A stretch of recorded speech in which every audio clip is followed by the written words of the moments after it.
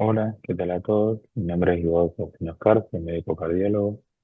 soy staff del Trastorno Cardiovascular del Instituto Cardiovascular de Buenos Aires, como así también formo parte del Centro de Patologías por Medicina Vascular.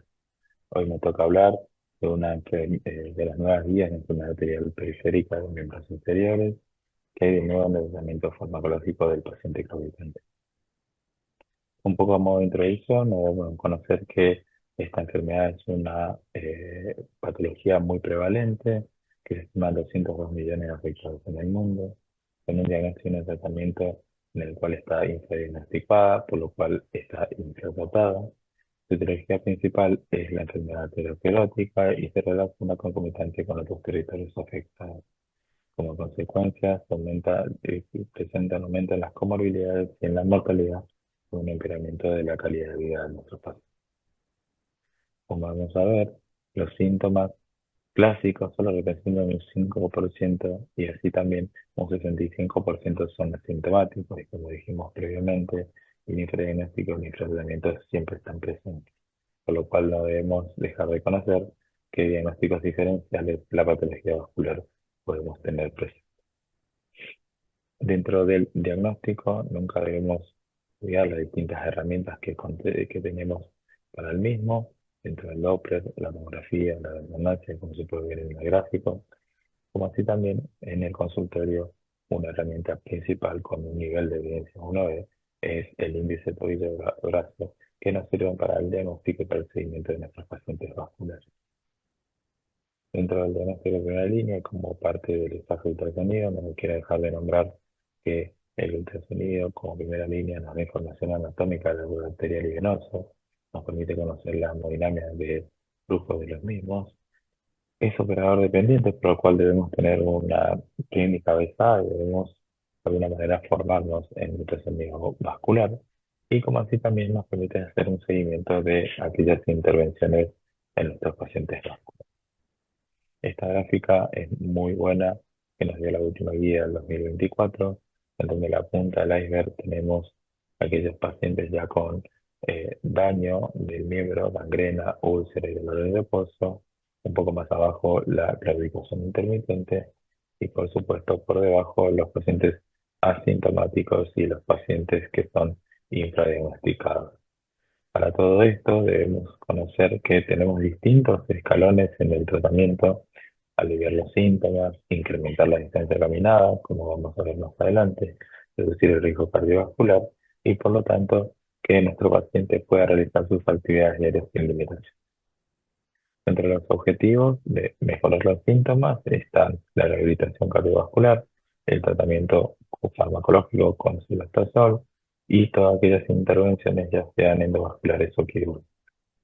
Y dentro de lo que nos disminuiría el riesgo cardiovascular con aquellas como las estatinas, los antihipertensivos y ECAs en su mayoría, la terapia antidiabética, la cesación del hábito tabáquico y las drogas antiplaquetarias y los drogas antitrombóticas. Dentro del tratamiento no farmacológico, la disminución del hábito tabáquico con nivel de evidencia 1A se asocia con una disminución de la mortalidad y aquellos pacientes en el que debemos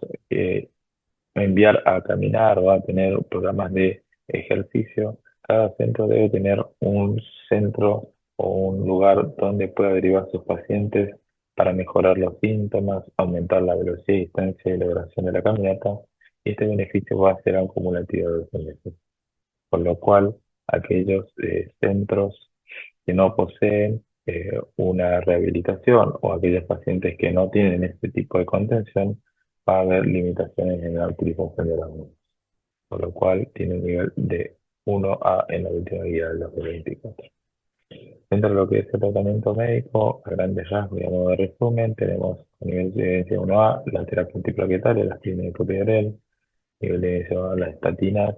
que están indicadas en todos los pacientes que tengan enfermedad vascular periférica y han demostrado reducción de la mortalidad y los eventos cardiovasculares,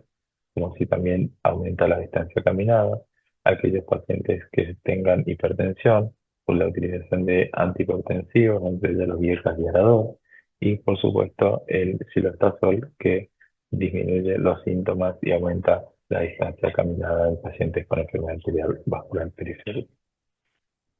Dentro del tratamiento antiplaquetario, entre ellos aquellos pacientes en este estudio que evaluó a aquellos pacientes con índice tobillo brazo menor a 0,9, que estaban asintomáticos, no encontró de alguna manera beneficios en la utilización de aspirina como prevención de eventos cardiovasculares mayores, por lo cual se recomienda buscar otras causas en la historia clínica detallada que nos permita de alguna manera la indicación de la aspirina. Dentro del tratamiento antitrombótico, con aquellos inhibidores P2I, la aspirina, de alguna manera, en pacientes sintomáticos, en este metaanálisis, disminuyó un 22% de los eventos cardiovasculares mayores, pero con un incremento en el sangrado mayor. Ningún estudio a la actualidad ha demostrado que disminuya o prevenga los MEI. Como vemos aquí en la gráfica de este estudio, no hay un beneficio. Dentro de lo que es el tratamiento antitrombótico de los inhibidores P2 y 12, ya sea en el CAPRI como en el CARISMA, la asociación de aspirina y clopidogrel en la población aterosclerótica no hubo una reducción de MEI. Sin embargo, en aquellos pacientes, en el que subgrupo de aquellos pacientes se postuló una terapia dual en pacientes de alto riesgo con infarto de miocardio previo y accidente cerebrovascular isquémico. Dentro de todo paciente que vayamos a dar un anticoagulante, un antitrombótico más aspirina, debemos evaluar el riesgo de MACE y MAIL con las tablas y gráficos que nos dan las guías, como así también debemos evaluar el riesgo hemorrágico de nuestro paciente para poder tener una indicación clara. Dentro ya de, yendo al estudio COMPAS, evaluó rivaroxaban a dosis bajas, las aspirinas, versus rivaroxaban o tratamiento antiagregante solo para la prevención de eventos secundarios cardiovasculares mayores. Es un estudio de doble ciego que aleatorizó rivaroxaban 2,5 cada dosis más aspirina y rivaroxaban solo o aspirina sola. Como punto primario fue la muerte cardiovascular, el accidente cerebrovascular y el infarto agudo de miocardio, y se calcularon aquellos pacientes de alto riesgo con enfermedad coronaria y enfermedad vascular periférica. Como ven en la gráfica de la derecha, un poco la terapia o el uso del rivaroxaban en pacientes con enfermedad vascular periférica se basa en la fisiopatología de la ruptura de la placa y la antiagregación plaquetaria, por lo cual la formación de microtrombos y el aumento de los eventos cardiovasculares mayores. Como criterios de inclusión, contaba con pacientes con enfermedad arterial periférica y disminuyó un cuarto de los eventos cardiovasculares y un sexto de la mortalidad total al comparar dosis bajas de rivaroxaban versus y aspirina versus el tratamiento de antiagregantes. Y en la rama de bajas dosis de rivaroxaban aspirina se observó una reducción del 43% del MEI, por lo cual es una droga que hoy en nuestros pacientes con enfermedad arterial periférica deberíamos tener en cuenta. Un poco ya yendo a aquellos pacientes que fueron sometidos a revascularización y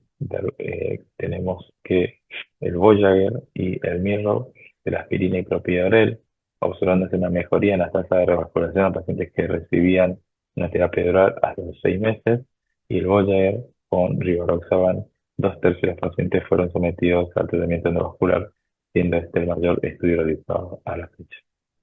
Como ven aquí en el gráfico, el Voyager en aquellos pacientes intervenidos y el COMPAS en aquellos pacientes con enfermedad arterial crónica en seguimiento.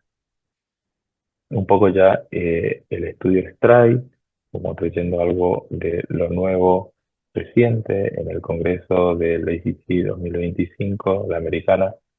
se postuló este estudio con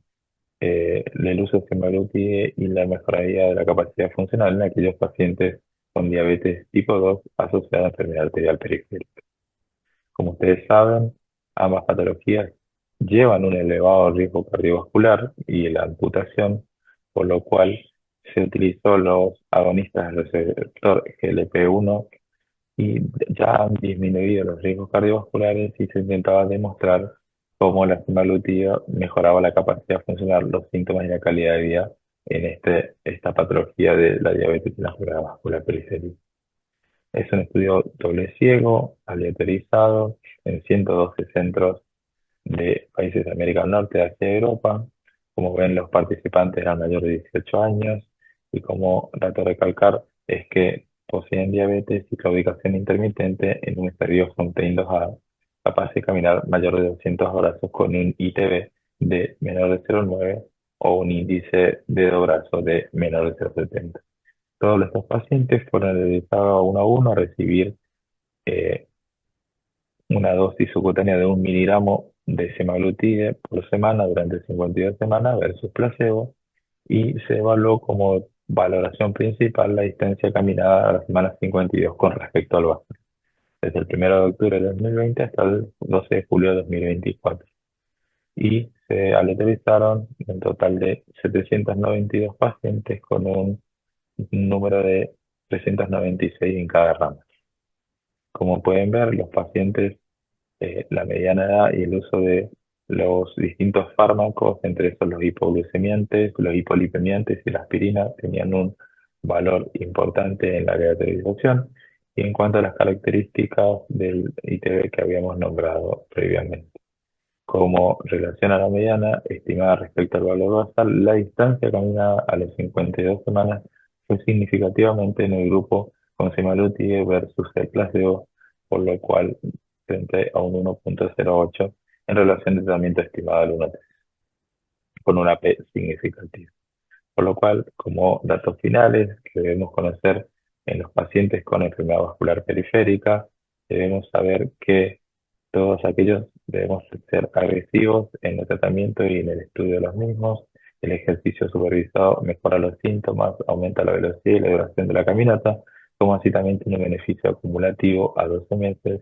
No se recomienda la utilización de la terapia antiagregante estaquetaria en pacientes asintomáticos. El tratamiento combinado de rigorosam 2,5 más aspirina en pacientes con enfermedad arterial sintomática y bajo riesgo de sangrado debe ser indicado, como así también el dosis de 2,5 rigorosam más aspirina en pacientes que fueron tratados por una intervención endovascular o quirúrgica, disminuyendo los MISH y los MEI. Muchas gracias.